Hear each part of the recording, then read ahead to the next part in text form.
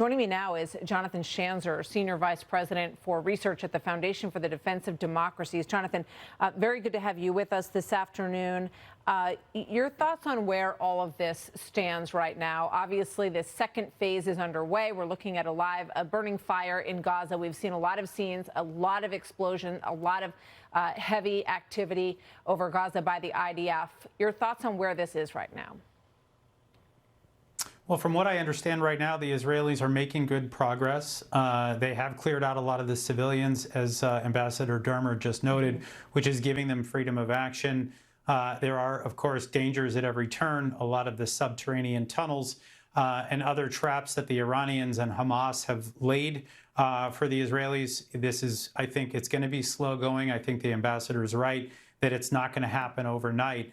But I think the Israelis are getting the better of Hamas right now. I think that is clear. And I think we probably will see additional hostages found as they continue to make progress. The real challenge is going to be when Israel arrives at that Shifa hospital that we've all heard about. This is the largest hospital in Gaza City, and it's got a massive military command center beneath it. Really, I mean, multiple layers beneath the ground, and the Israelis should surround it and see if they can get Hamas to come out and surrender. That would obviously be ideal, but if not, they may need to go in there. That would be extraordinary. We know there are a lot of people in that hospital. There are reports that people have been gathering near that hospital, Palestinian families. We don't know whether they're doing that voluntarily or they're being sort of pushed in that direction as human shields, which we have seen as well in all of this. You know, Ambassador Dermer spoke about this sort of realignment in the Middle East. And the Saudis are walking a very interesting line here. They're saying, you know, no ground invasion. They're asking for ceasefires. However, they appear, at least according to Ambassador Dermer, and I know these officials, Saudi officials are at the White House speaking with officials there, to want to keep moving forward with Israel on some kind of agreement. How do you see all that working out? Yeah, I mean, I think the Saudis are still intrigued. I've been telling people time and again, normalization is a process. It's not an event. It's not just they decide to, you know, just sign an agreement and shake hands. This has already been going on for years. And I think the Saudis have to also be heartened by what they're seeing right now, where they watch the United States come to Israel's assistance. Of course, the United States is not fighting on Israel's behalf, but it's providing the kind of help that Israel needs in order to get through this crisis. I think that is a good sign. The Saudis have to understand that this is what they get when they go all in with the United States and align with us in that way. So I think there are a lot of things that have intrigued the Saudis here about what's going on. And yes, I do believe that they would not mind watching Hamas lose. They would not mind watching Iran lose. The Saudis are not fans of either the Iranians or Hamas or Hezbollah for that matter. Yeah. And so this is a moment where the balance can tip in the Middle East. You've got Oman, you've got the UAE, you have all of the deals that were struck in the Abraham Accords.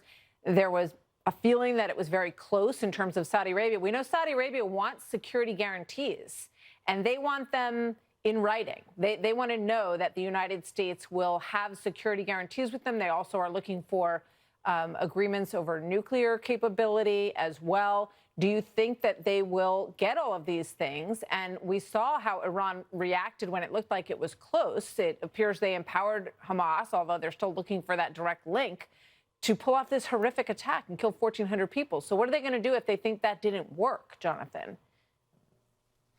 Yeah, look, I think there are a couple things going on here. Number one, I think some of the Saudi demands that they put on the table from several months ago, I think it's not likely to happen. There's no way that the U.S.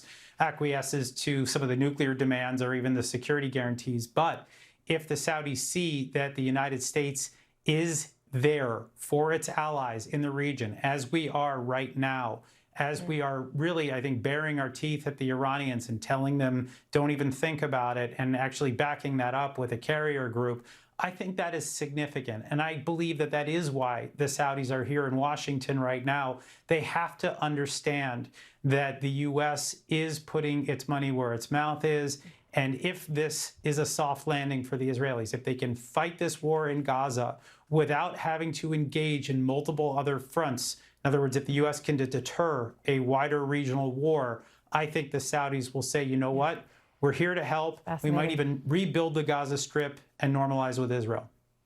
Jonathan, I want to ask you a very, very quick question before we go. We all remember 1979, or some of us do, with the hostages who were paraded, blindfolded. That's what Tehran did when they had American hostages. You know, that could happen on President Biden's watch. It happened to Jimmy Carter.